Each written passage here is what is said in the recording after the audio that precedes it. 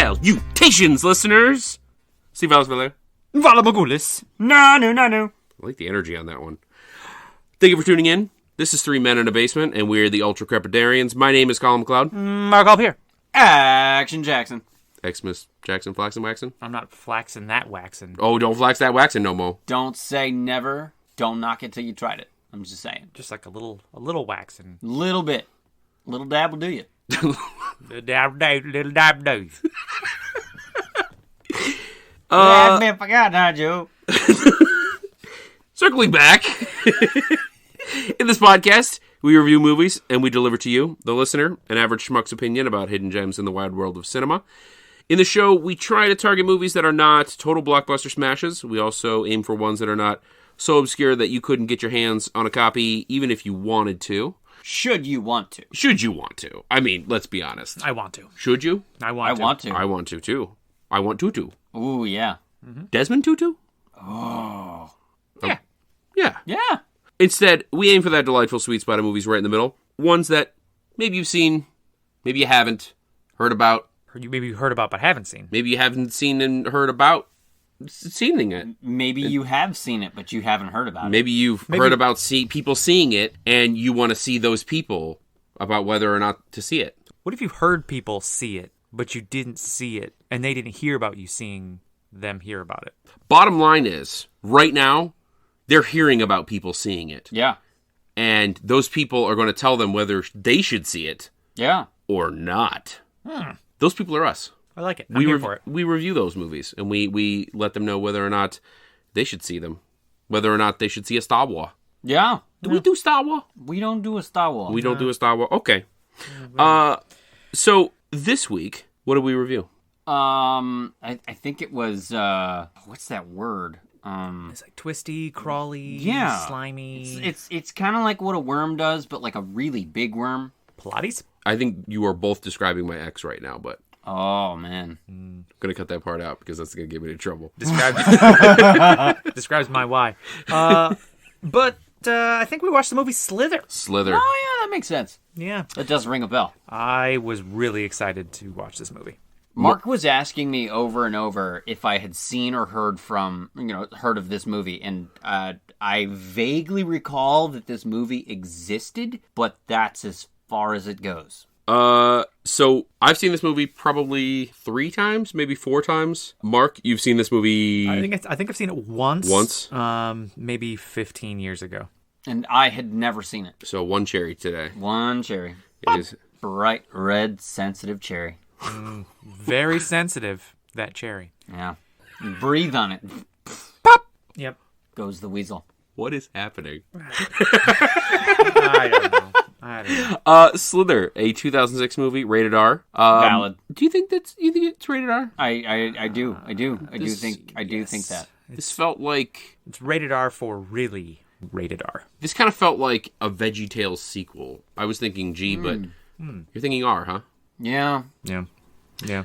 So this movie is super rated R. On a scale of R, I'd give it like a 6 or a 7. I'd say that's yeah. It's got everything a zombie movie should have, and I would, we're getting the genres in a second, but it's got everything that a zombie movie would have, right? Like light nudity, a lot of swearing, a lot of violence, a lot of gore. Yeah. But not like... I didn't see any graphic nudity, which was kind of honestly surprising. A little bit.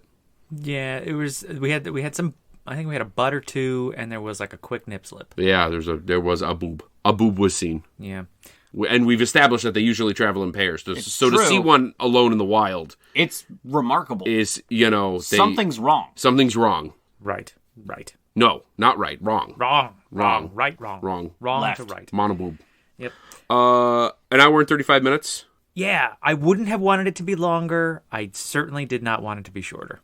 No, I think they could have packed on 15 to 25 minutes to this movie, and it still wouldn't feel bloated. Like no. it went along at a good clip, and it was just like anytime you even had the thought of losing interest, some other crazy shit would happen, and it would keep your eyes on the screen. So yeah, I liked how they continued to escalate the stakes, and we'll talk about why, but.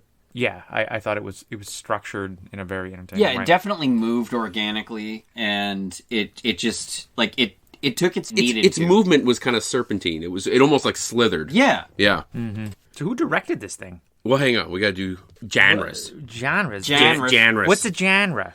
I was going to say we will get to that. Okay, so IMDb has this as comedy, horror, sci-fi. Facts. Yeah, nailed it. In the same way, the only thing that I would add to that Gore. is in the same way that when we did Kung Fu Hustle, we talked about like Kung Fu is almost a genre unto itself.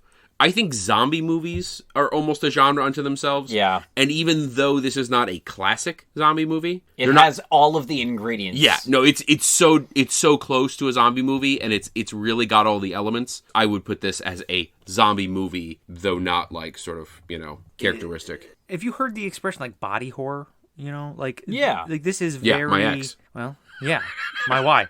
But Z.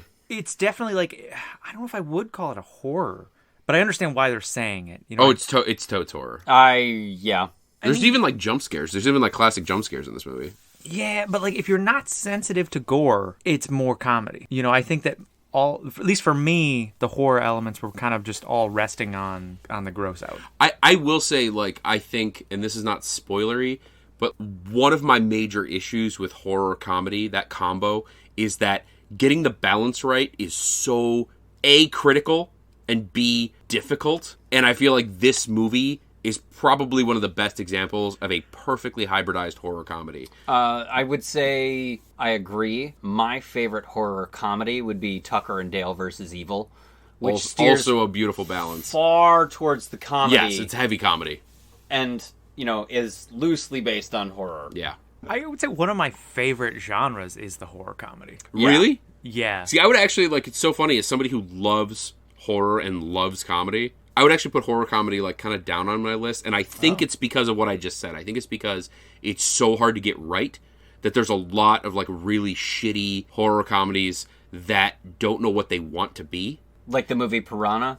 Yeah. Yeah. But I mean, if we take the best of each, like the best comedy, the best horror, there's a lot of bad horror comedies out there, but like when you knock a horror comedy out of the park, it stands on the shelf with some of my favorite movies, kind of. Fair enough. Regardless of the story. I'll give you that. Okay, so the IMDb description has this as: a small town is taken over by an alien plague, turning residents into zombies and all forms of mutant monsters. Okay, so they actually use the word zombie explicitly in this. Yeah. And so you kind of see where we're going with it, but I don't know if I wouldn't call this a zombie movie. I understand why we're referencing it. Personally, I wouldn't categorize it as a zombie movie. But again, I absolutely understand why it's said. I think I would, but I will definitely give it that it's I will give it a soft zombie label. yeah, it's tangential. It's not a lowercase z. lowercase z. More of a zombie, Yeah. like a Slither zombie. It's Yeah. not a zombie. Yeah. Slomby. A slomby. Slomby. My ex. Sounds My wife. delicious. Yeah. But okay. that fits. Thought. Who's in this movie? Nathan A little brown coat we might know. Yeah. Fagillian. Something like that, yeah. Nathan Fagillian. He just keeps doubling down. Nathan Fagillion. No, Nathan Fillion. I can't think of anything that I don't enjoy him in. Yeah. He's Oh, great. he's so fucking funny. He's great in The Rookie. I fucking love that show. Is he still making stuff? I don't. Yeah, so they're actually doing an offshoot of The Rookie, which is the, like, FBI Rookie. The veteran. It's the sequel to The Rookie. Yeah. The mid tier. Yeah. The middle manager. The Ass Man. Oh God. It also had Elizabeth Banks. She was delightful in this. Always is. Have they been anything together? So Nathan Fillion also, for you sci-fi fans out there, he was also obviously the captain in Firefly, and then later the movie Serenity. Dr. Horrible's sing-along blog. Yeah. Nathan Fillion is amazing. You definitely Castle. I never watched Castle, but I know he's Castle. I actually got to meet Nathan Fillion once. No way. Yeah. So I was working at a Starbucks, and this dude comes in dressed like the fucking Unabomber, like black hoodie, black sunglasses, baseball cap, like hood pulled up over his head and everything. And I asked for the name to put on his cup, And he pauses and goes, Nate. And I heard him speak, and I looked up, and that's when it clicked. And he just throws his finger to his mouth and goes, shh. I was expecting that story to go in a different direction. Just like, there's this guy, and he's like, Nate. And he sounded like Nathan Fillion. And then Nathan Fillion came out of left field, beat the shit out of him, and ordered one coffee for Nathan Fillion. Yeah. Said his name was Bob. That would be a very Nathan Fillion thing to do. It would. Elizabeth Banks, you know her from everything. Zack and Miri Make a Porno, which is one of my favorite movies. The Lego Movie, very similar to Zack and Miri in a lot of ways. Yeah. There's a lot of porno in that Lego movie. Wasn't she in Snowpiercer? She was the teacher. Yeah. Wait. No. She wasn't the teacher. Who did she play in Snowpiercer? She was in Snowpiercer, wasn't she? Well, you just verbally signed on to that, so I'm going to continue to believe I'm right. No, you know what it is. She's similar. She's in The Hunger Games, and you're getting it confused because one of the characters in Snowpiercer is very similar to her character in The Hunger Games. This sort of like flamboyant, overly dressed person inviting people to murder each other in a dystopic future. She was also in Blade. Yeah. Who was she in Blade? She was one of the vampires that breaks into one of the office buildings. She was one of the hench vampires that hung around. Fuck. I watched it just a couple weeks ago, and Dude, I looked Elizabeth up at the screen. Banks vampire sounds so hot. It was. I looked up at the screen, and I looked at my wife. I was like, is that fucking Elizabeth Banks? And she goes, oh my god, I think you're right. And we looked it up, and it's true. She is the greatest. So just, if you don't know who Elizabeth Banks is, go find Elizabeth Banks and say, hey, Colin and Mark and Jackson say you're the greatest. And she'll say, yeah, I know those guys. Yeah. You can bank on that. I went into a Starbucks once, and I had my hood pulled up, and Jackson said, hey, Elizabeth Banks. And then Nathan Fillion beat the shit out of her. Then Nathan Fillion beat the shit out of her. Full circle. Okay. Who else was in this? Michael Rooker? Ooh. Like, that man makes me uncomfortable. yeah, he's a bit of a legend, but like everything he does is super creepy. There are two things that people know him from. Yes. Give them to me. Walking Dead. Is there Walking Dead and Guden? Yep. Walking Dead and Guden. And He played Mary Poppins in Guardians of the Galaxy. I was about to say it. Yep. He played Yondu Udanta in Guardians of the Galaxy. The blue fella with the red mohawk. With the whistling arrow. Special arrow. There's a couple other people in this film that What? you might recognize. One that you might know. A little gal named Pamela Beasley. Yeah. Mm-hmm. Good old Gianna Fisher. Gianna Fisher is in this, and she is awesome. Yeah. Yep. Another friend of the podcast. Yeah, how does this line up with The Office? 2006, was that mid-Office? It's got to be peak I Office, think right? so, yeah. Okay. Man, so Do you think if we keep saying that these people are friends of the podcast, that we will eventually get a celebrity friend of the podcast? Oh, I'm sure. Yes. Because we're really, we're doubling down on this now. I'm having trouble keeping track. I mean, honestly, as long as we don't verify, anything we say is potentially true. Yeah. It is allegedly true. All of it. A couple of the other folks you might recognize, but aren't super big names in Hollywood. Don Thompson, you would recognize him if you saw him. I thought you were going to say us. That's true. We were in this movie. What is Don Thompson from? Don Thompson, he was the detective in Watchmen, and he played Norman in Passengers. Well, obviously. Played the Norman. tavern owner in Red Riding Hood, one of my favorite horror movies. Played Al O'Hara in Horns. He's done quite a bit, and a lot of it is little bits and pieces here and there. Small roles mostly. Another one is Greg Henry, famous for playing Mitchum Huntsberger from Gilmore Girls. Oh, yeah. Yeah. Obviously. Yep. That was my first thought too. And With my encyclopedic knowledge of Gilmore Girls, Yeah. I really thought I saw that guy and I was like, "Yep, that's Mitchum Huntsberger." Is that what you said? Yep. Nice. I fucking got it. I got it. Zach Ludwig was the little boy that got almost swallowed up by a singularity in the first episode of Eureka. Brenda James was Rodney's girlfriend in season 3 I think of Jackson is Stargate getting Atlantis. I think Jackson is getting almost consumed by a singularity. It's entirely possible. His dog almost ate shit, too. It was crazy. Many dogs do that. Yeah. It's a filthy, filthy habit. It's because they're bored. Did you know that? So, Yondu Udonta was in this movie. What else was he in? Oh, yeah, he was in that other thing. Oh, yeah. The Protectors of the Universe. You lost me. Michael Rooker. It's Michael Rooker, right? Yeah. Yeah. Okay. Michael Rooker. Yeah, Yondu. Yondu Udonta. Guardians. Guardians of the Galaxy. Guardians of the Galaxy 2. Judd Judd Apatow, not in this movie. Cuba Gooding Jr., not in this movie. I'm spoon feeding him this segue.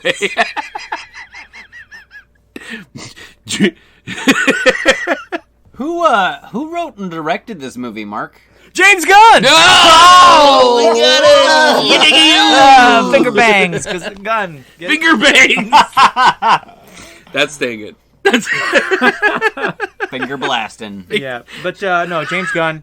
Had he done anything of note prior to this?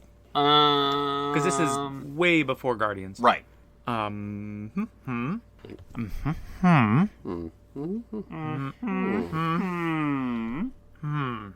No, dude, this is his first like big thing. But he did. Okay, so he was. I did not know this. I just learned this by looking at IMDb. He was a trauma director. What? Oh. Yeah, so that must be where it's... Okay, so not going to give any spoilers. Trauma was a company... I think they went bankrupt, but they were a company in the 80s and 90s that made, like, shitty, sort of off-color horror comedies. Their big claim to fame was the Toxic Avenger franchise, and then they made a whole bunch of other smaller shit that was just terrible, but fun to watch if you're demented like us. And James Gunn directed some of their shit, it looks like. At least that's the way it appears. That's crazy. And there is a loose connection between Trauma Productions and this movie, and we now understand why. Yeah. And we will get more into that in their Spoilerguden. Spoiler. Are we ready to move on to Woodwees? Woodwees? Woodwees. All right. Marry, fuck, kill. Go. Ooh, Mary. Fuck. No, you gotta kill it. I gotta kill it. Yeah. I would do all three. Yeah. I would marry this movie. This movie, I'm pretty sure, would fuck me. Yeah. And then I would have to kill it. Yeah. This is the kind of movie that, like, I would recommend, no holds barred. I love this movie. However, when I sit and think on it for a second, there's a lot of people that would not like this movie. So perhaps many bars held. Perhaps. I've held a few bars. I love this movie so much because it's the perfect combination in my mind of horror and comedy. I had never seen or heard anything about this movie until we mentioned that we were going to be watching it, and Mark was like super excited, lit up like a kid on Christmas morning. So I was like, all right, I really enjoyed this movie. I definitely would recommend this. I wouldn't recommend it to people that I know wouldn't enjoy it. So people that don't enjoy, like, the blood splatter kind of, movies. I'm not going to recommend it. I am going to say, hey, I thought it was really good. If you are willing to look past this one aspect, you'd probably enjoy it too. But this is a movie that even my wife would probably enjoy. So. That's a heavy endorsement. Yeah. How about you, Krellin? I'm grilling now? So what, Frieza's gonna fucking shoot me through the heart and explode me? Well, we got some time. But would you recommend this? I would not recommend this movie. Oh, God. Damn it. Saw that coming. No, of course I would recommend this movie. I'd recommend this movie to the Pope. He'd probably watch it. He would love this movie. He could make a sermon out of it. Which Pope, specifically? I think John Paul. Potpourri. Ooh, he was one of my favorite popes. Yeah. Mr. Puri. He always smelled really nice. Smelled great. Kind of like dried flowers. Yeah. Actually, to be fair, I think flaky. pretty much anybody from the Medici dynasty would fucking eat this movie up. I think they'd love it. Oh, yeah. Right. So any of the Medici popes, I think would do well. Good. I think there were only two, though. Medici popes? Yeah. I can't be sure, but they were a power family for like several hundred years, and they were pretty inbred with the papacy. So Yeah. I would wager more, but I can't guarantee that. So Yes. I would recommend this movie to myself. Yes, I would recommend this movie to most people, including listeners of this podcast, yes.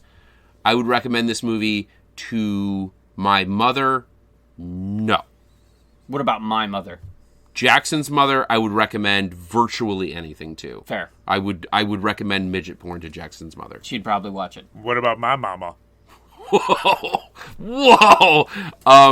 Is that you? I was gonna say no, but now I feel like I gotta say yes. No, I feel like your mom would watch this. Oh yeah, she's a What is she? She's big fan.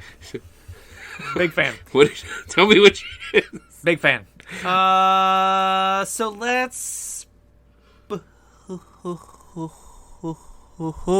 all this movie. Wow. Let's take another crack at that. Yeah. Ba-ba-ba-ba.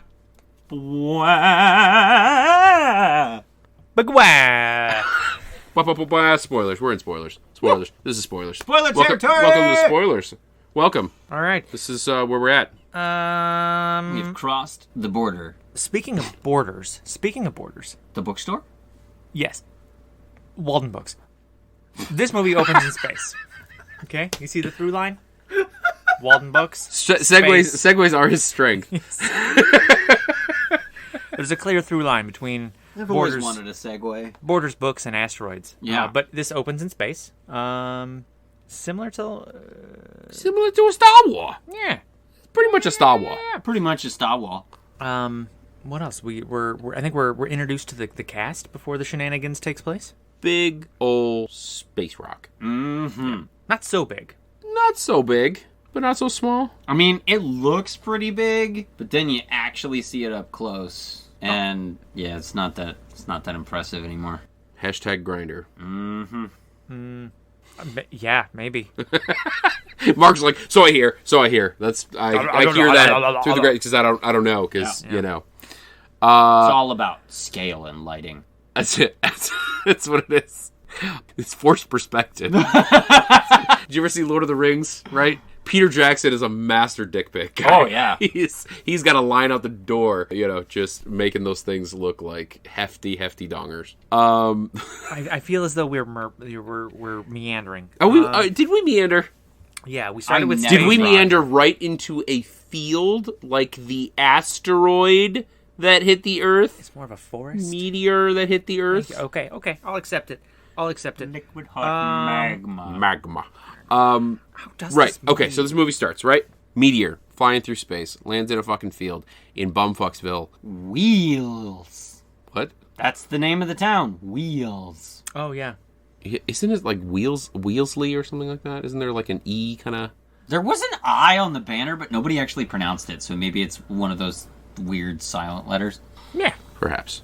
Yeah. So lands in Bumfucksville in the U.S. South, let's say. They don't say where, but we are given to understand that it's deep south because they do say Coke instead of soda or pop, which is the preferred vernacular. My guess is Bama because they don't listen to us anyway.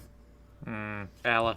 Fuck you, Alla. So we set up our characters here. I forget if you guys remember the specific kind of course of events, but you know we've got this married couple, Elizabeth Banks, Mr. Rooker. There's a big age disparity between the two of them. Nothing crazy's happening at this point. They're just kind of they're married. It's a weird combination, the two of them. I almost said Al Rooker. Al Roker would probably have been a weirder match for Elizabeth Banks. It's true. But he's definitely in this movie, at least. Yeah, I think you're told through some exposition that they got married when she was still really young, almost like a sugar daddy kind of thing, except not so explicit. Yeah, it wasn't like a strict and explicit exchange of goods, but he provided money and security in her life when she didn't really have a great deal of that. And so they got married and they were happy enough, let's say, right? Like she, I don't think was thrilled to be married to him necessarily, but they were like oddly faithful to each other. Yeah, no, they both sort of understood where things were at, and I think they loved. It's one of those things where I think you hear this about certain couples, it's like they loved each other in their own way. Yeah, right. And I think that's true of them, right? Like they certainly did not hate each other. They were far from it, in fact. He loved her because she was hot. She loved him because he had money. Kinda, but I think she also loved him because he looked after her and he was very protective over her, and she liked that, and he was good to her, right? He was very thoughtful about her and stuff like that, and I think he liked her in addition to the fact that she was hot because she was loyal and, kind to him and sort of softened him a bit. Yeah, but you did get the feeling kind of initially that that there was some weird, uncomfortable dynamics. Certainly the rest of the town did not feel like it was probably going as swimmingly as they thought. Well, he was at least 15, 20 years her senior. Do you think he was that much older? I feel like in real life that Rooker was, but... I think so, because they referenced her being 17 when they got together, and he already had like a house and a car, and like he was already established. But they said I got the impression that he inherited his money. Maybe. Either way. There's an age disparity, and it's awkward. Yeah. Nathan Fillion is the newly promoted chief of the small town. He's had a crush on Elizabeth Banks' character for his whole life. Starla. Yeah. Let's see. Who else do we need to set up? I think those are the principal characters of those three. Yeah, Nathan plays Bill, Michael plays Grant, and Elizabeth plays Starla Grant. That's what we get at my job when we do a shit ton of paperwork. A Starla Grant? We get Grant. Yeah. Okay, so... and we talk like that. Me got Grant. Grant, good. Yeah. Make science good. Yeah. Mark is so dismissive. Yeah. No, I'm elated to to go off path. Okay, so there's a scene where Grant is in bed. He's excited for Elizabeth's character to come into bed. Yeah, he is. They're gonna have Congress. Sexual. Some might say a whoopee. Cushion. But she's not interested at that time, and it's not.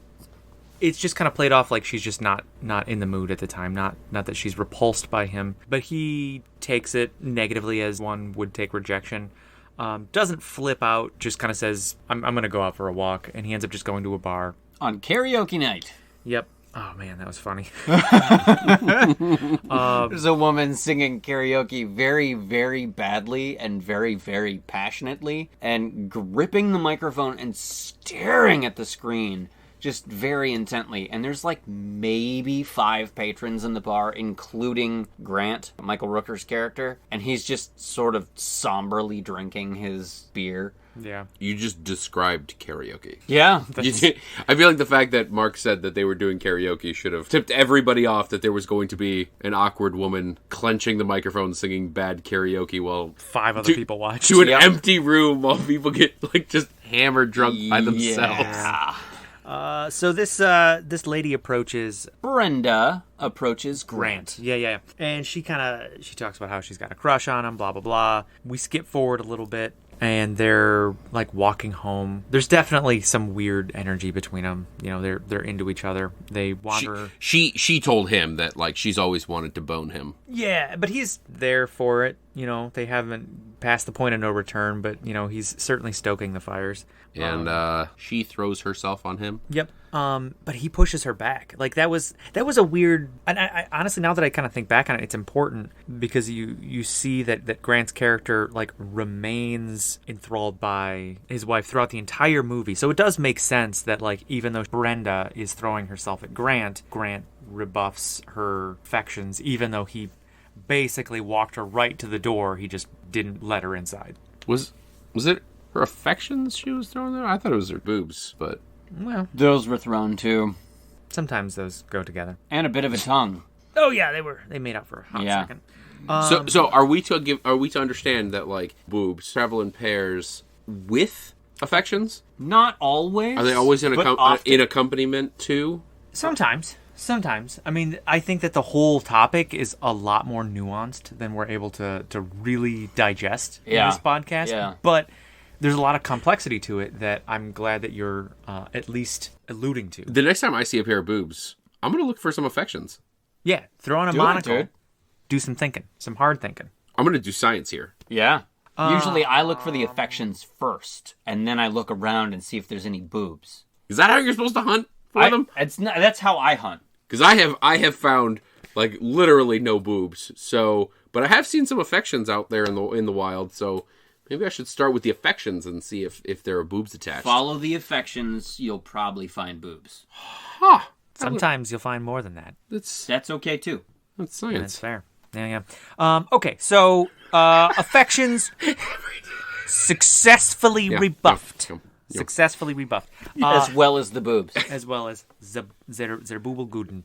And at this point, the meteor strikes the ground behind them. They wander over to it. Not to split hairs, but I think the meteor had already fallen. Yeah, they were following a trail of slime. They was found it slime that they found? Yeah, they found the sort of like they found the spot where it hit. Okay. And then they followed the slime to a pillow vagina. Yep. It was basically a very moist pillow with a vagina on its back that opened up, shot a dart into Grant's chest. That wiggled his way in. Yeah, kind of Matrix style. If you guys ever seen The Matrix, when the fucking tracker, like, goes into his belly button and he's all like, ah! And they're all like, and he's all like, ah! That. Just like that. It was basically the same thing, except Pretty it was much. like, at his xiphoid process. It's like a reverse alien. Yeah. What's reverse alien? Chest burster.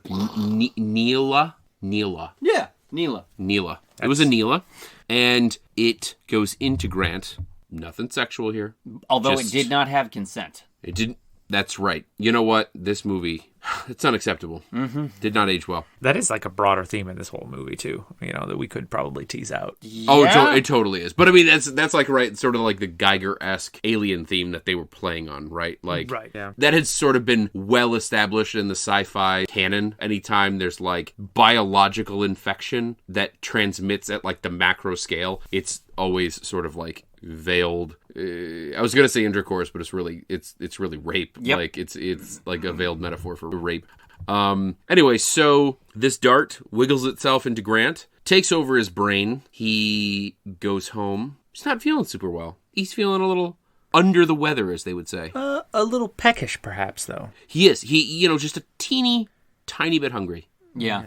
And so he goes and, as one does, eats like 15 raw steaks.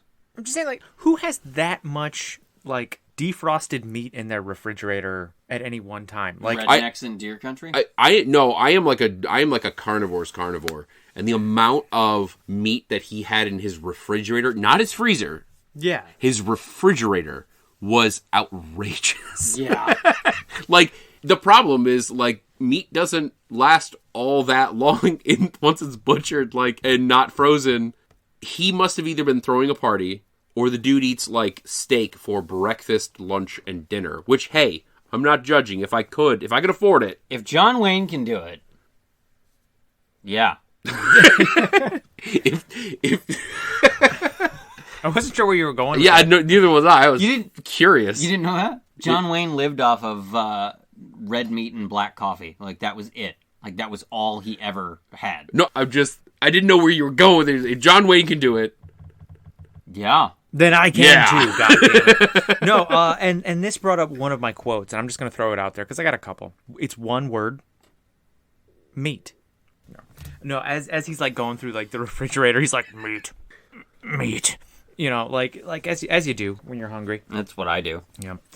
All right, what happens next? I think we flash forward. So he has the needle dart thing in his brain, raids the fridge, grabs the meat, right? Then you see a scene where he's emptying out a bunch of leaf bags in his basement and puts a net over it and is like rolling around in it like a dog looking for a comfortable place to lay down. He's nesting. And that's when you're really certain that this is no longer, like, the same Grant. Like, he's eating raw meat and packing it down and making, like, a nest. And shit's getting weird. You've just described my Friday night. So, Solid. Thank you for judging me. Yeah, anytime. I am offended. Well, I've never been invited for Friday night, so... Friday night meat and nesting. Yeah, buddy. We call it the meat roll. we We just get a bunch of meat and we roll. She like to roll in the hay. Roll in the hay. Meat Roll. New band name called it. Solid. Meat Roll. Yep. Okay, so things progress pretty quickly. So basically, Grant begins to devolve pretty quickly. Like, every time you see him, he's more bloated. He's, like, losing skin. He's got rashes all over his body. He's swollen. He's drooling. His hunger is getting more severe. So, like, the first time he, like, goes to get more meat, he goes to the supermarket and he, like, buys the meat. 15 ribeyes and, like, several 100 pounds of ground beef. Oof. It gets, obviously, a little bit more severe than that, and he starts to, like, hunt the neighbor's dogs and then, like, cattle and shit like that.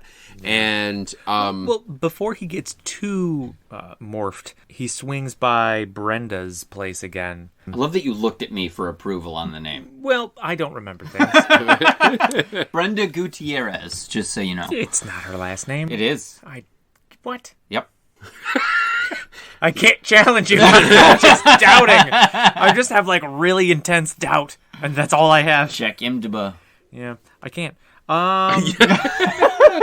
So yeah, no, he shows up smiling. You know, she says her husband's away. He goes inside. who's he? Brenda's husband, Mr. Gutierrez. Mister. Yes, Grant goes to visit their Brenda. The Brenda good. Frau Brenda. Yep. Frau Brenda. Over the course of his time there, For the course. Over the intercourse. It was such a lengthy encounter. so Over the course of his time there, he manages to... well, she disrobes. He starts to disrobe, and then like some weird phallic, Tentacles! yeah, come out of his chest, insert themselves into her belly, and Tentawieners. Tentavieners. Tentawieners. Tentawiener. The band name called it. Well, she's not having a good time, and he just like it's weird too. Like as the scene is like fading out, like you see him just kind of like get comfortable, and he just kind of has this like relaxed smile on his face, like very accomplished, and then like the scene changes. Like it's really weird. Keep in mind, Yeah. his tentawieners are still coming out of his chest and going into her stomach and pumping things in. Yeah. Real weird stuff. Okay, Tentawiener Exchange is like item number 2 on Friday night's to-do list. So you two stop judging my lifestyle choices. I And- said and we'll nothing get along- about the and- Tentawieners. And we'll get along fine. The Dicticles. The tentacles. Gross. Okay. Let's see. What else happens here? So Brenda goes missing, and they've kind of like established that like there's cattle missing from a bunch of people's property. Tentacox. That's what it is. Tentacox. Yeah, that's right. That's right. So a bit of a manhunt comes into play here. You know, we've got Nathan Fillion. He's got all of his deputies, and it looks like he's like deputized some other like random civilians. Before we go too much farther in that, there is one scene that sort of leads up to this. So Bill, Nathan Fillion's character, and Wally, Dunn Thompson's character, show up at Elizabeth Banks' Starla Grant house, and they're like, hey, if you see him, can you let us know? Because he was last seen at Brenda's place, and Brenda's missing. And Starla's kind of freaking out because she's like, that can't be him. He can't be the one that's done that. Maybe it's someone that looked like him. And Bill's kind of like, yeah, okay. Yeah, Sure. maybe. Yeah, it's possible. That's absolutely. Anything's Yep. possible.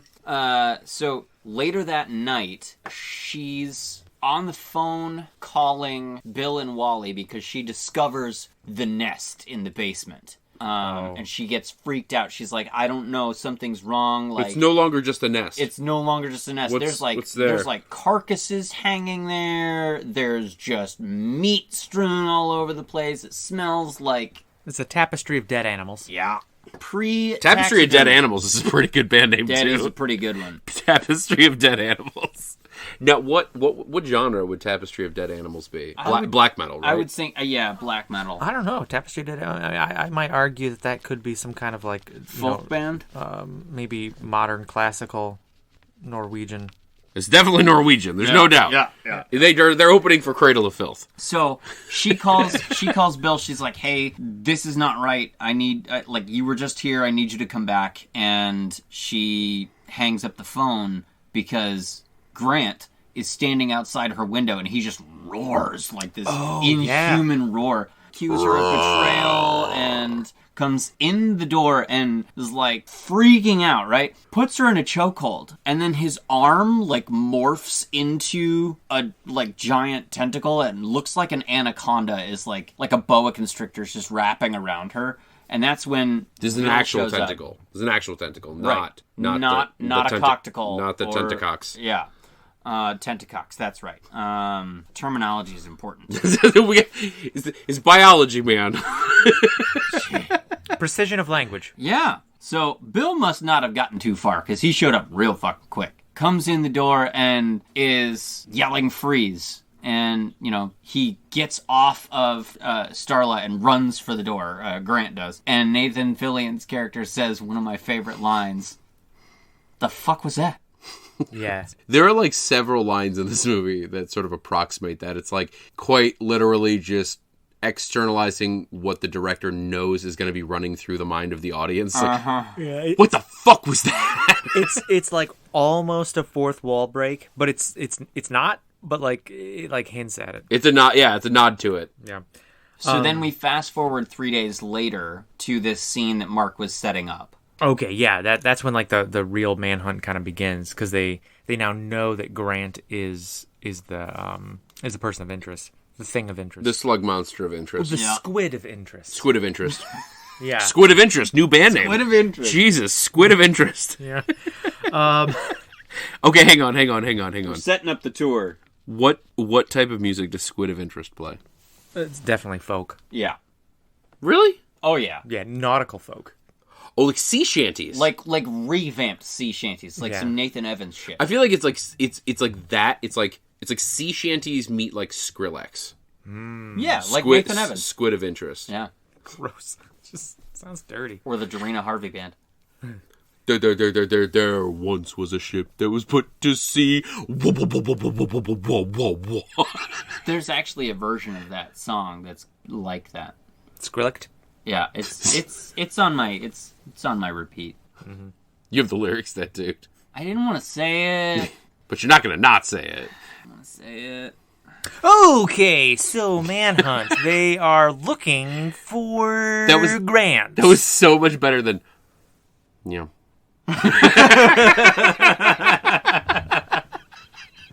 All right, so they load up on their guns. They kind of like figure out where roughly they think he's going to be next. It's kind of funny because they kind of have like one of every kind of gun. Yeah, there's like a scoped hunting rifle. There's a shotgun. There's a Desert Eagle. There's like couple different variations of ARs. Yeah, there is an assault rifle of some flavor. They're video game guns. There is like a snub nose wheel gun. It's like all the firearms training this police department had came from playing Doom. Yeah, and then like your standard like, you know, USP or Glock style like modern pistol. Couple of Berettas. I think there was a Mosin Nagant too. And a Luger. No, there was not a Luger, but now I wouldn't have been shocked. Now we're just naming guns, and if there was an additional gun in this movie, it definitely would have been a Luger or a Gatling gun. Yeah. Okay, so they're sitting there waiting to ambush Grant. With their world of guns. Yeah. It works out. Grant shows up to eat a cow, or take a cow. Take a cow prisoner?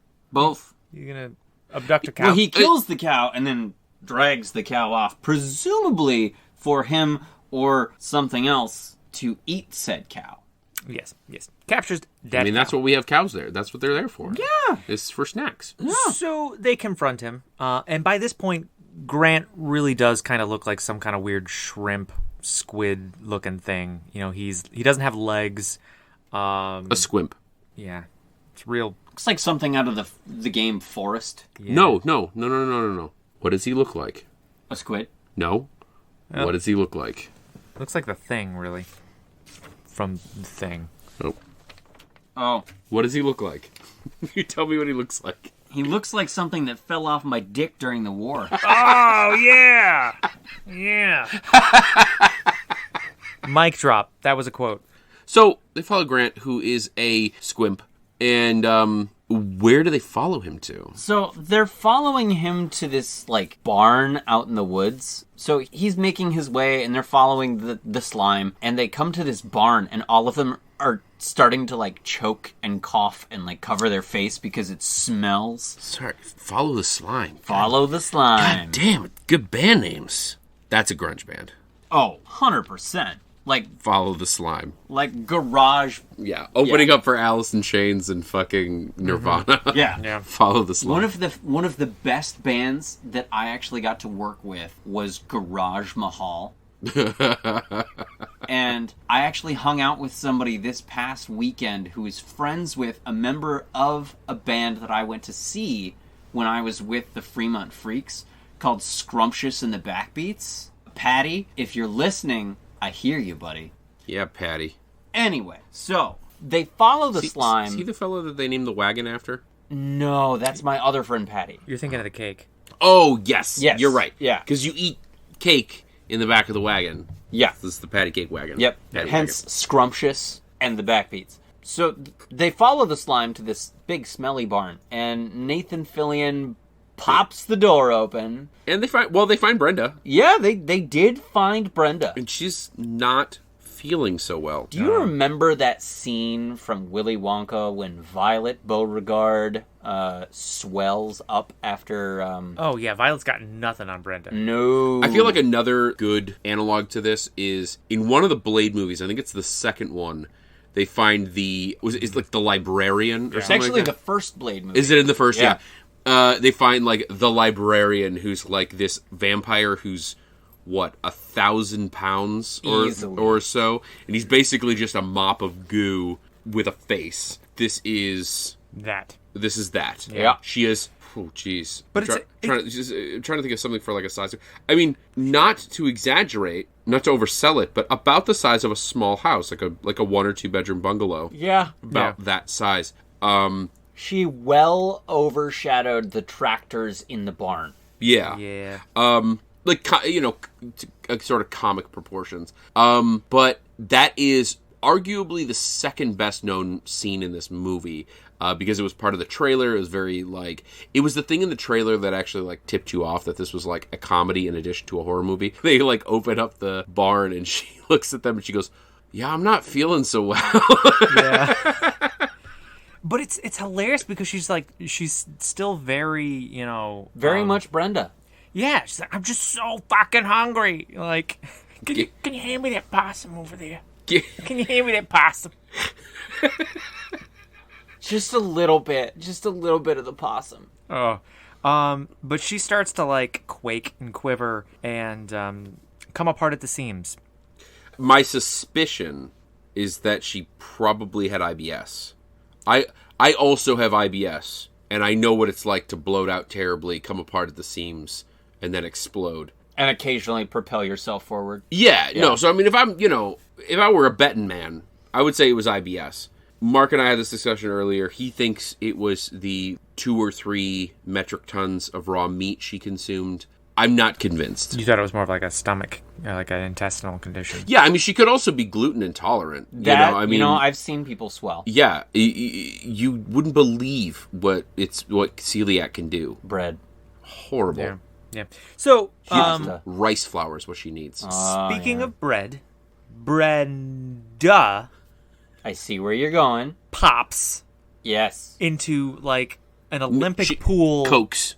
She cokes? Oh, I'm sorry. Yes, this is in the Alabama. South. Yeah. Cokes. She cokes into a swimming pool, of slugs. Yeah, just fountains out slugs that proceed to, like, just destroy everybody in the room for the most part. They're, like, jumping into their mouths and, like, crawling into their bodies. And only, Nathan Fillion survives.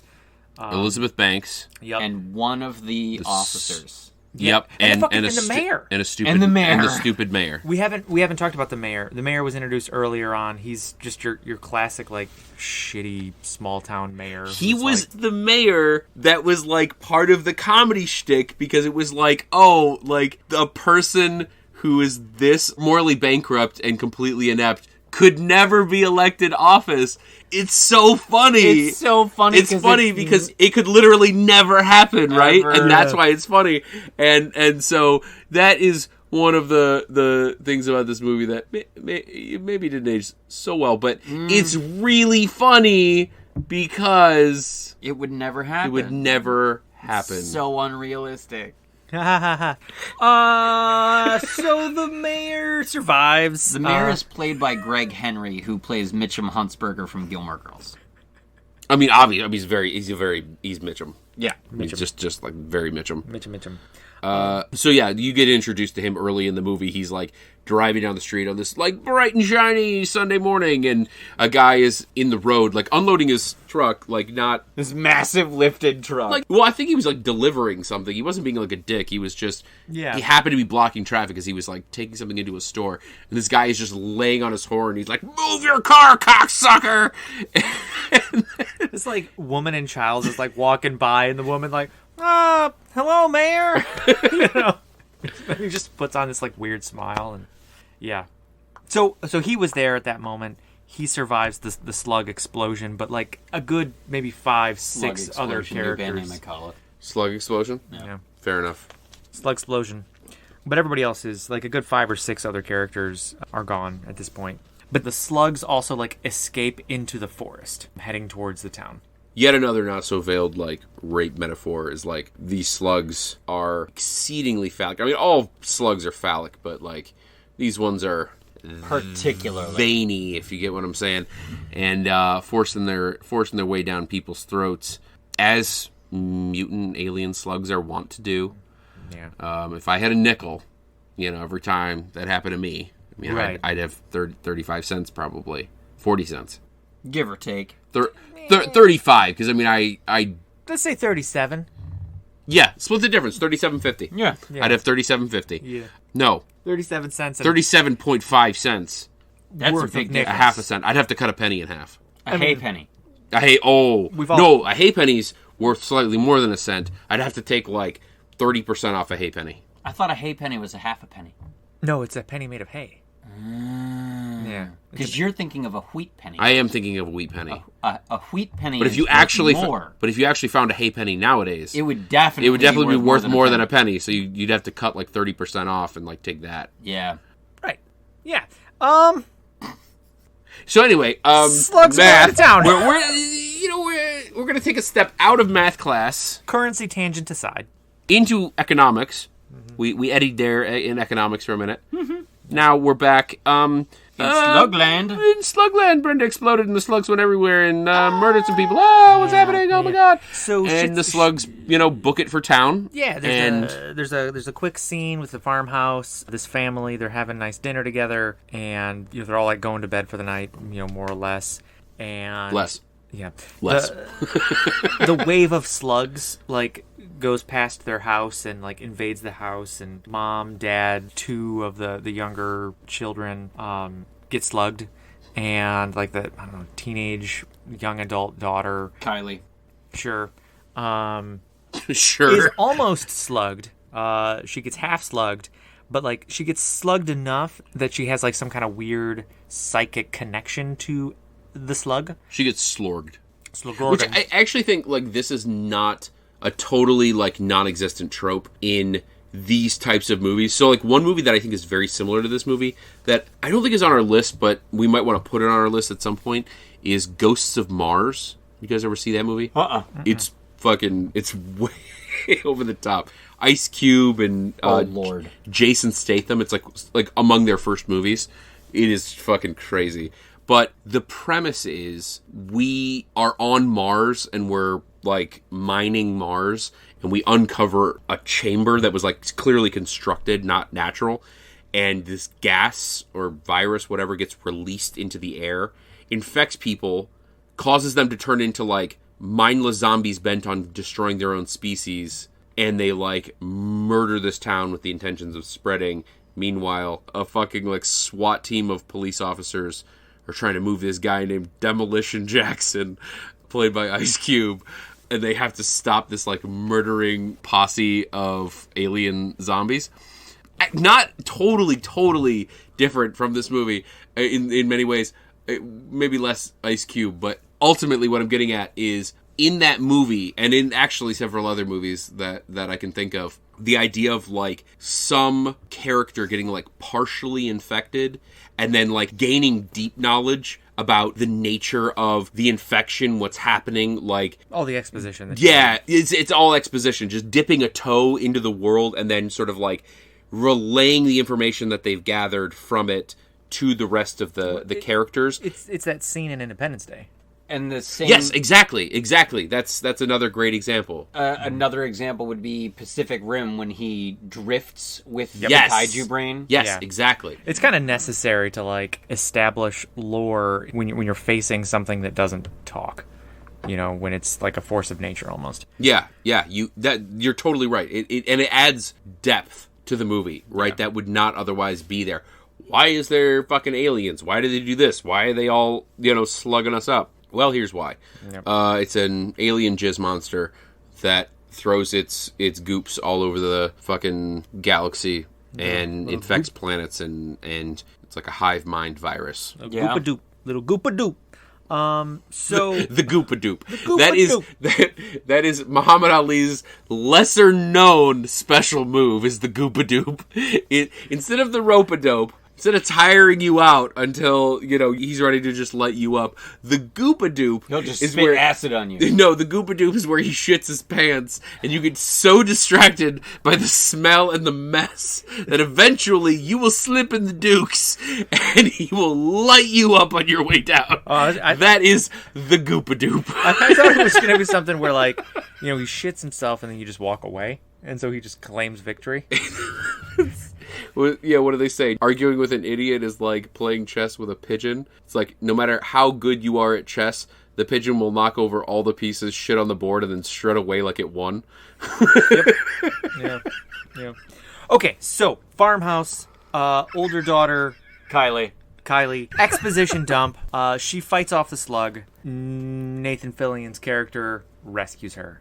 And which is important because now she's like the exposition luggage that just kind of gets like carried along for the rest of the movie. So whenever the main characters have a question about the motives or any of the like, movie physics, like why is he doing this or what's he going to do next? They can just pour to her and she can just spout off.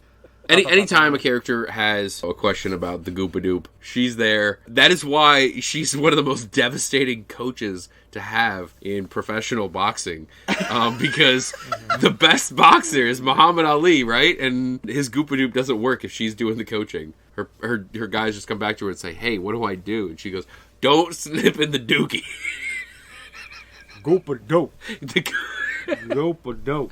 Okay, I don't know. I'm sorry, I can't. The Goopa-doop is just on my fucking mind.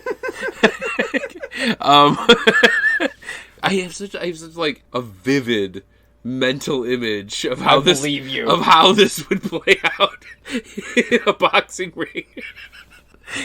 Okay. So Nathan Fillion and this girl, Claire, Kylie, Steven, Rebecca, Jenna, Fisher.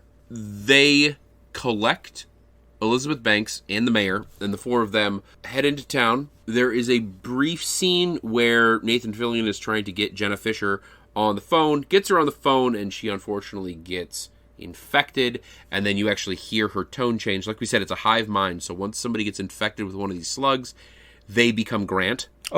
Jenna Fisher plays the dispatch woman, or kind of like office manager at the sheriff's office. The office manager. A role that she made up herself. She continues to play to this day. There's two ways that you can get a promotion. You can wait for an opening to come up and then apply for it. That's the usual way.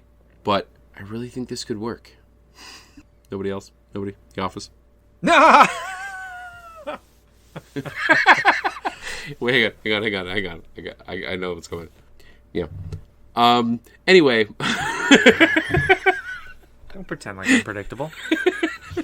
So Jenna Fisher, you see her get infected, more or less, and she gets goopadooped. She gets goopadooped.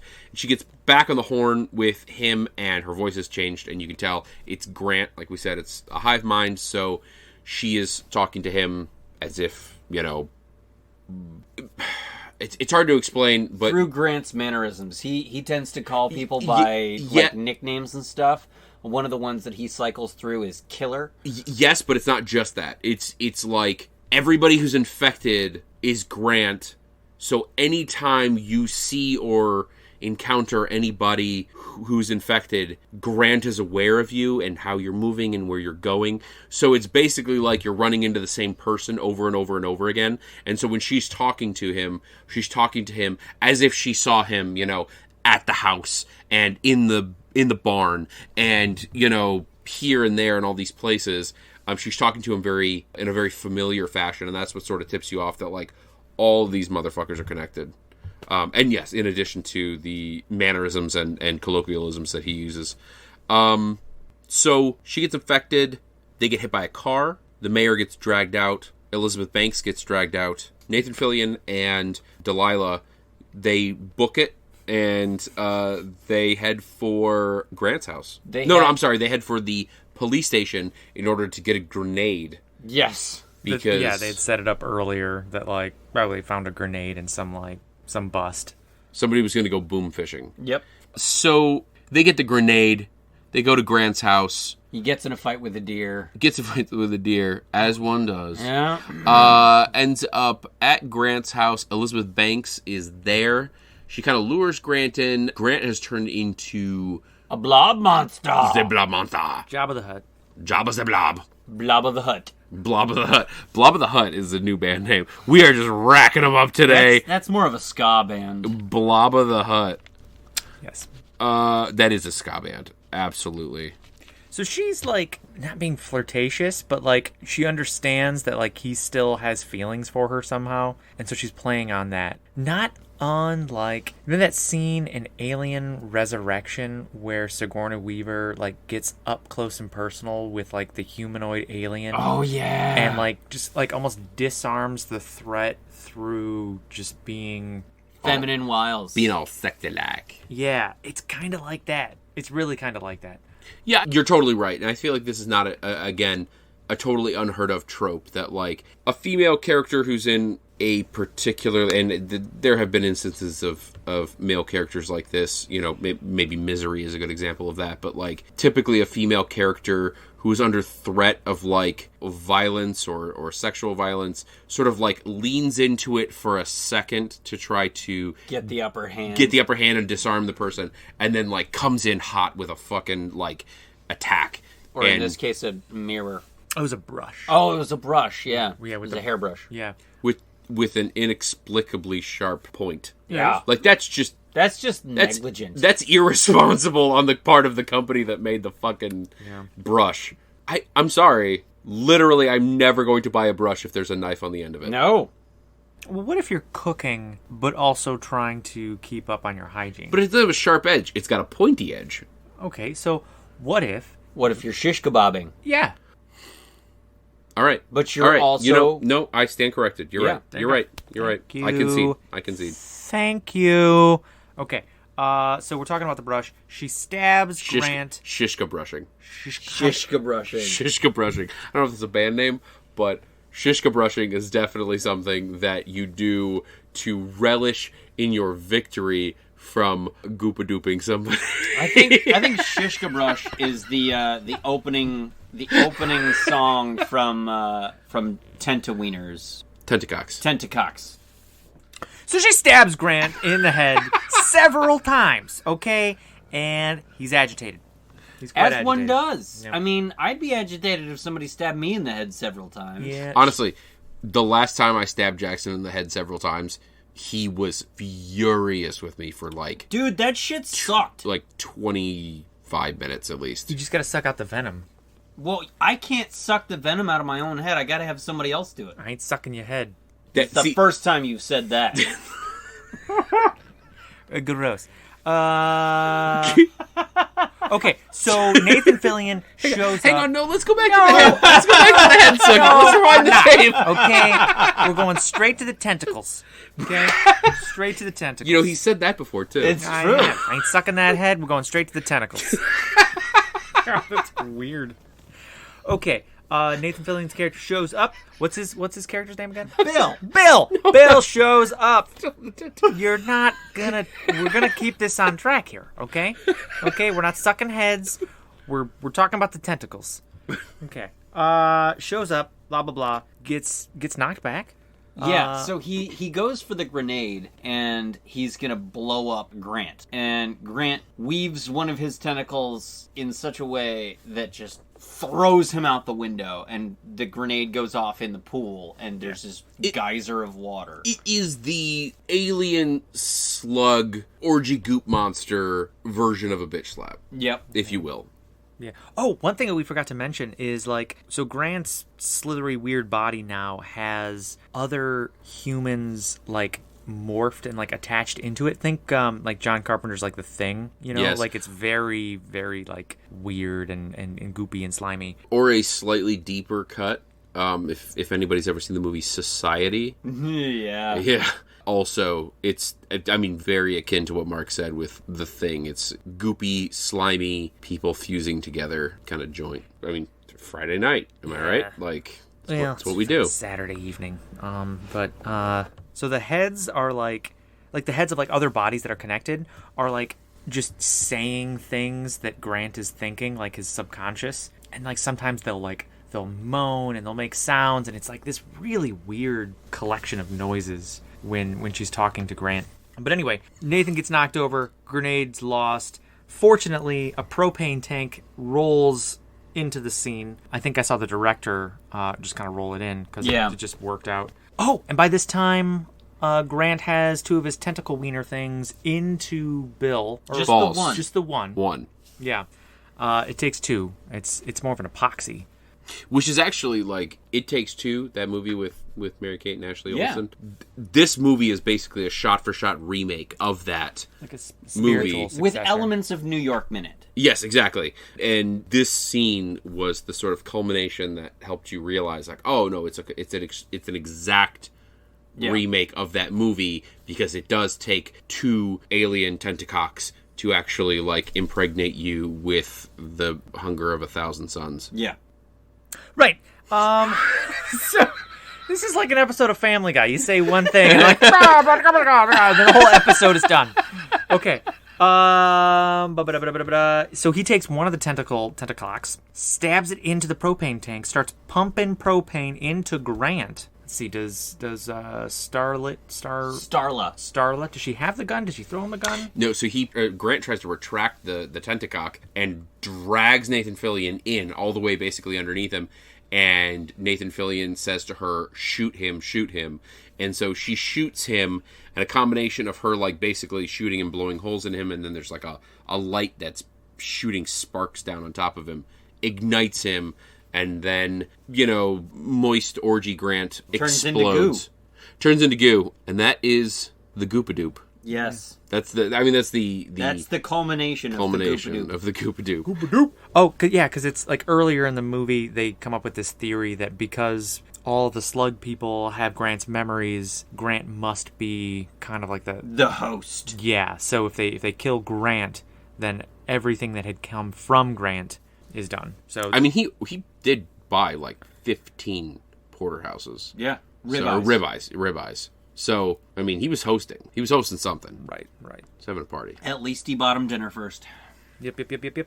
So Grant pops and roll credits. Yeah, pretty much. Almost, yeah. So there's like a little brief walk away. Bill, Starla, and Kylie are like walking off into the sunset, and they're just all sort of like staring blankly because what the fuck have they just witnessed? And all of the mindless zombies that had the slugs in their brain collapse onto the ground, and everything ceases. Oh yeah, they're like walking out of the house, and there's just bodies everywhere. They had a bad day. Yeah, dude, I just jam on this movie. Like, it's really, really gory, really gross, really awesome. I thoroughly enjoyed it. I didn't know what to expect because I didn't know anything about it. But, I mean, as far as the acting goes, I really love the actors that were in this. And the writing was good, too. Nathan Fillion is one of my top 5 actors. Elizabeth Banks, absolute legend. Michael Rooker never disappoints. Fantastic, honestly. I got to agree on casting and acting and writing, like Mark said. You know, the written word is only as good as its delivery, and the delivery of an actor is only as good as what's written on the page. And those two things were working in concert beautifully in this movie. You can't write, like, exasperated, you know, outraged, confused dialogue for just anybody. You write that shit for Nathan Fillion. Yeah. Right? Like, Elizabeth Banks, I don't like her performance was like a little bit more subtle, but it was the kind of thing that like you watch it and you're just like, yeah, no, that had to be Elizabeth Banks. Mm-hmm. It really was very well acted. It was funny. It was witty, but it was also like there were some like fairly decent jump scares, and it was like really gory in a good way. And then what am I gonna say? Why did I like this movie so much? Tentacocks? That's it. You got it. I had the strangest boner through this whole movie. No, but the practical effects. Yes. Were just fucking outstanding. I felt like they did a good job of using practical when they could, and then the CGI, I don't feel like they overdid it.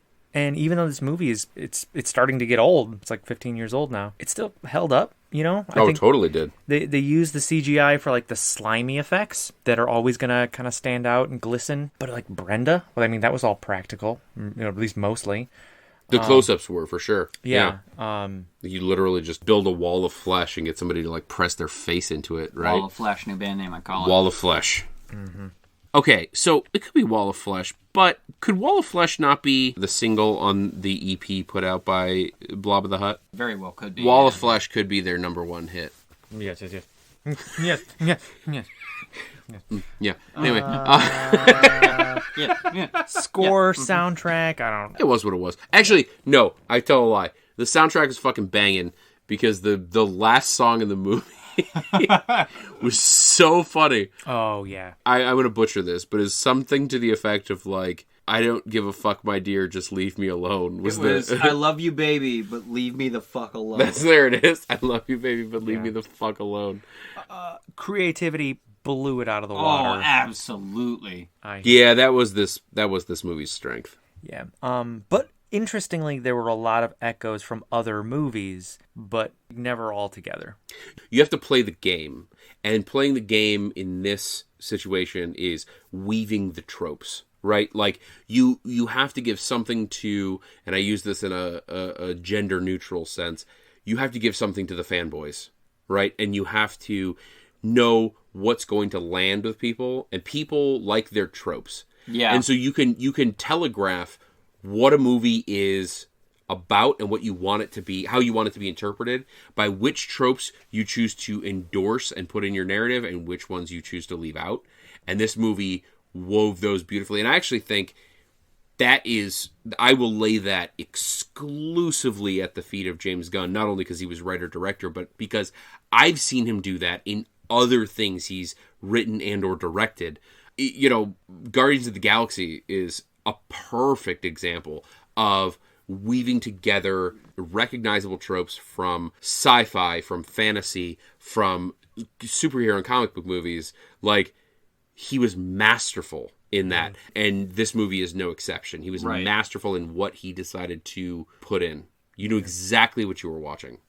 In some ways, this movie kind of felt like a B movie that was like pulled up out of the sludge, a bunch of money thrown at it, a bunch of like talented actors thrown at it. This movie had no business looking as good as it did. Like, it was nonsensical, it was gross. Like, this is something that you don't typically expect to see A-list actors in. If you had a shot-for-shot remake with a different director and a lower cast of actors, this would have been a C or a D movie. Yeah. But because of the elements that were imbued and combined just perfectly, I would put this as like a B+ movie. I would put it, personally I'd put it as an A- at least, but The one thing that, like, almost pisses me off when I think about that, because, like, I totally agree with what you're saying. Like, you know, Mark, you were saying, like, this, it feels like an elevated B movie. One thing that, like, almost pisses me off when I think about that is, like, that was something that was not totally uncommon in the 80s and 90s. Yeah. It was something that, like occasionally a movie, and I say occasionally, several times a year, a movie would get a budget that it probably should not have gotten based on what was written on the paper. And it turned out to be a fucking gem. Yeah. And it also... Gremlins 2. Exactly. No. Leprechaun Back to the Hood. I have seen that movie. It's glorious. No, but seriously, there are some movies that, like, hit it out of the fucking park, and you're just like, this is just a fucking amazing movie. Then there are other movies where it's like, this movie had a budget that it shouldn't have had, and they swung and they missed. And that, in my opinion, as somebody who, like, I will go toe-to-toe with anybody on my love and affection for B movies. Oh, we know. Oh, you know. That is, to me, what makes a good B movie. A B movie is not engineered. You don't make a B movie with the intention to make a B movie. A good B movie is a failed A movie. Yeah. Was there anything else that we liked? Are we just done gushing about this movie? This movie gushed a lot, and I feel like we're gushing back. I loved it all. I really did. I didn't think I was going to. What didn't you like? Is there anything you didn't like? Nope. Not for me. I'm trying to think. Yeah, I know. I'm kind of racking my brain, too. Like, I don't want to come up with nothing, because I'm sure there's something, but it really is a really funny movie. Like, funny, but also, like, good balance. It's clever. It's kind of scary. It's kind of creepy or scary in a handful of parts. The only thing I can think of is, like, if I were trying to watch this with the wrong group of people, I wouldn't like that. But if I'm watching this with the right group of, like, I enjoyed all of it. yeah. Thanks, man. Yeah. We're the right group of people. Yeah. That's not... we're the right group of people. We're the right group. Poopa goop. Poopa goop. Poopa doop. We're the right goopa doop of people. But yeah, no. I mean, the effects were good. I mean, it was all good. It was all good for me. I had a good time. Are we ready for quotes? Yeah, I threw mine out earlier. I got another one. I think this was said by Bill. I forget what scene. It really doesn't matter all that much. But, like, he was stumbling upon just some of the elements of this movie. And he just kind of, like, says, so, what's going on here? Exactly.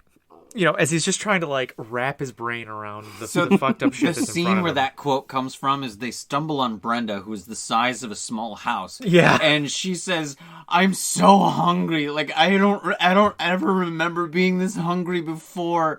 Can you hand me some of that possum? Like, just a little bit of the possum. And Mitchum, the mayor, goes and throws up outside the door. And then Bill says, so, what's going on here exactly? He's just lost. Also, just a little bit of the possum is Meat Roll's hit song. Yeah, it is. Yep. Was that... Yeah, no, and that's I thought that quote kind of just fit the entire movie. Okay, so I'm going to start with my two, like, normal quotes, and then I'm going to go to what is, without a doubt, the greatest quote in this movie. So, at one point, when they're trying to hunt down Grant, they know that he's sort of on the periphery of town. They know that he's hiding in the woods, and somebody says, like, well, why don't we just sort of saddle up and get a posse together and go in there and get him? And somebody's like, you're talking about 100,000 acres. That's finding a needle in a fuck sack. Yeah. That was Wally that said that. Amazing. A needle in a fuck stack. That I will be using that at some point. There was another point shortly after that where they were basically trying to figure out exactly where he may be, and they had a good line on the idea that he might be at this person's house. And so they're, like, looking at a map of the town. And they're like, oh, yeah, there might be a, so-and-so's farm, yada, yada. The family that ends up ultimately getting slugged. And somebody goes, like, oh, yeah, I know that guy. He looks like a chipmunk. And Nathan Fillion, without missing a beat, comes back on him with, yeah, your mama wasn't too thrilled when you came out either. Dude, his quips are just so fast. Oh, they're amazing. So you said you had one. What was your holy grail? So I do have the best line in the movie. Okay. I apologize for taking this. Well, we'll see. I feel like I'm... I think I know which one you're talking about. I feel like I'm hoarding it. So one of the sheriff's deputies is a lesbian, and they're talking about Grant and Elizabeth Banks' character, Starlight, Starbright, first star I see tonight. And she's basically like, the sheriff's deputy is kind of ragging on Elizabeth Banks for getting together with this guy in this, what we had previously described as like maybe a tiny bit of a contrived marriage, right? She was kind of judging her a little bit. And Nathan Fillion says something to the effect of, I bet you if he had a vagina, y'all'd marry him too. And this little kid goes, what's a gina? And he goes, it's a country. It's where Chinese people come from. Yeah, the Chinese. The Chinese. Oh, God. Without a doubt, the greatest line in this movie. Easily. So my first quote is literally the first dialogue in the entire movie. So you're watching the meteor fly through space, and it's approaching the planet, and then you see Bill and Wally in the squad car, and Wally is pointing his radar gun at a bird, and goes, whippoorwill flies about 27 miles an hour. I would have figured it'd be faster than that. 30, 31, 32, 34 even.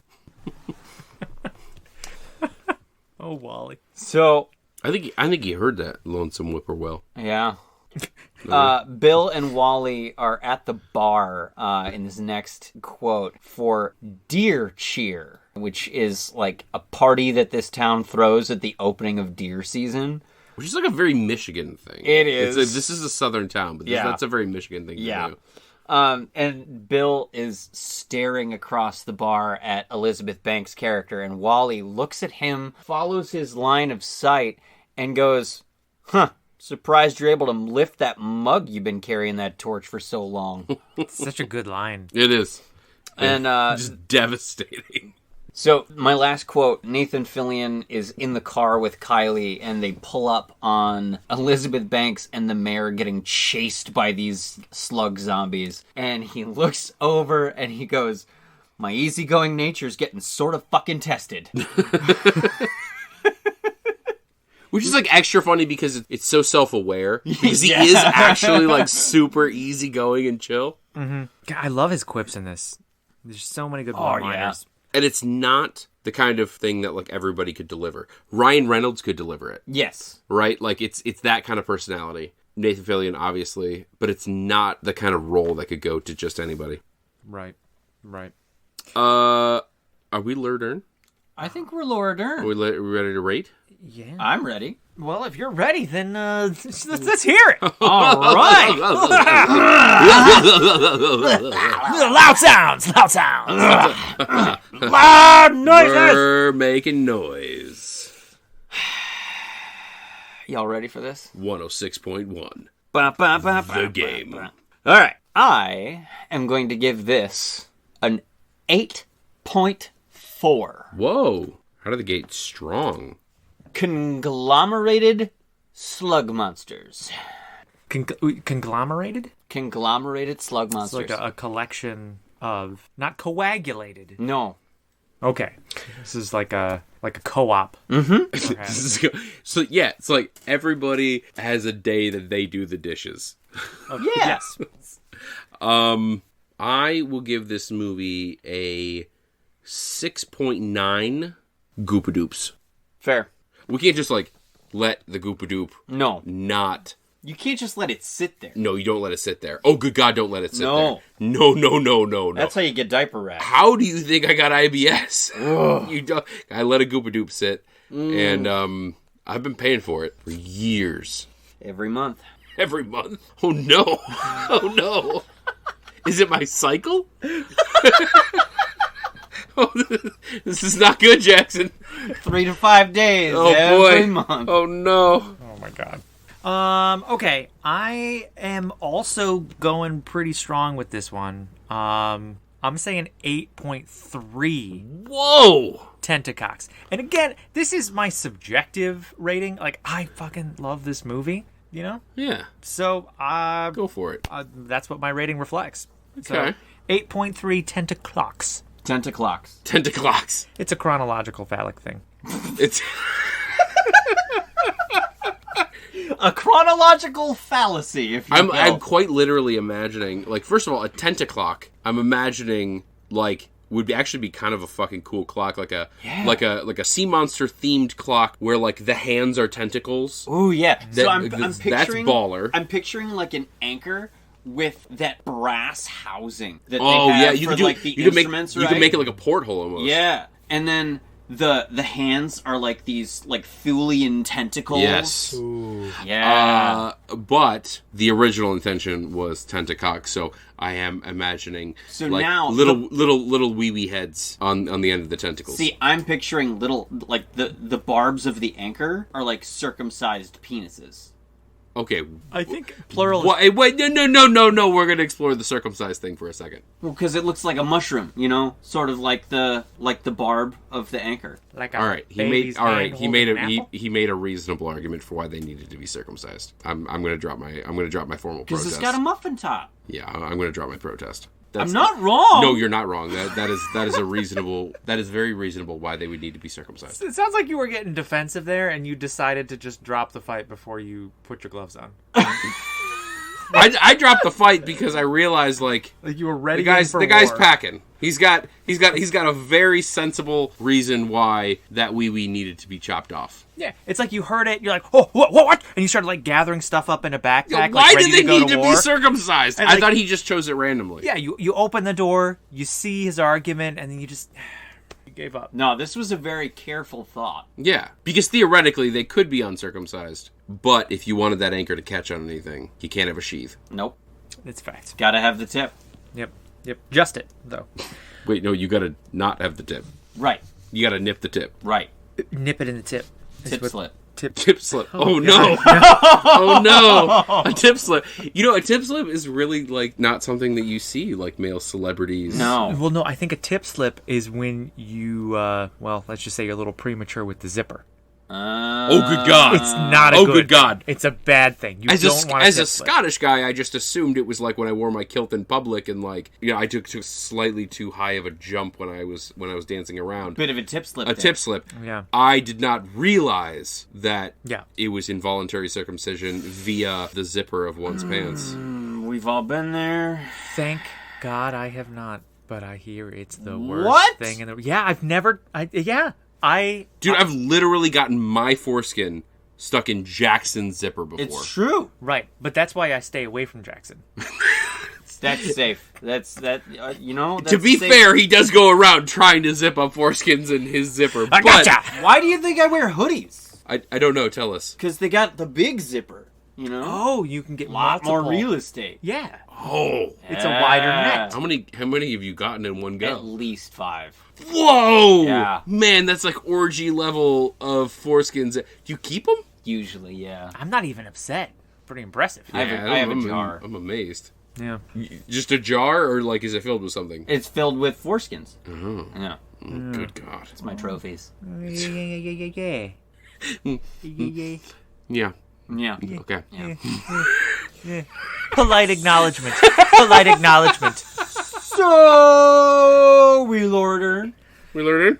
All right. Well, that is all for the All Crep review. Thank you for listening. If you have any ideas for movie reviews, please email us at 3. That is the number 3, menandabasement@gmail.com. Please, we've got just a fucking bevy of bands here for you to listen to. So you got to check out Meat Roll and their number 1 single, Just a Bit of Possum. Tend to Wiener, who very quickly rebranded as Tentacock. Tapestry of Dead Animals. Oh, that's one of my favorites. Yes, they are opening up for Squid of Interest. It's going to be such a good show. Simple sounds for complicated emotions. And Mark's favorite band, he's going to Follow the Slime. Because Follow the Slime in Slug Explosion, I think the drummer is the same between those two bands. I think you're right, yeah. It's definitely a percussion thing. And then Blob of the Hut with their number 1 single, Wall of Flesh. That's my... I fucking love that song. You know what? I almost walked down the aisle to that song. Yeah, that's a wide dermis. Yeah. Like Wide Dermis is yet another single by Blob of the Hut. I think that's the end of the album. You can also find us on iTunes, Google Play, or wherever you find your podcasts. And until then, I am Colin McLeod. Medical Pierre. Action Jackson. And we will see you in cyberspace.